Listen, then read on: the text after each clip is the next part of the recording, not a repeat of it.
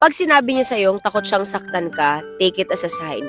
Hindi yun empathy, hindi rin yun kindness. It's a warning. The older I get, the more I realize, may mga tao naman talagang hindi masamang tao. Pero, hindi rin sila tama para sa'yo. If someone tells you they might break you, believe them the first time. Not because kulang ka ha, ganun lang talaga, some hearts are never taught how to hold others gently. Hindi lahat ng kaya mong mahalin ay kaya kang alagaan.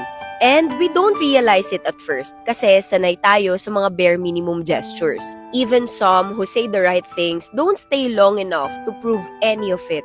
Madalas nating marinig yung, natatakot akong saktan ka, and we mistake it for honesty. And sometimes, it's another way of saying, I can't give you what you deserve. At dahil marupok tayo, we think we can change their mind. And we think loving them harder will fix it.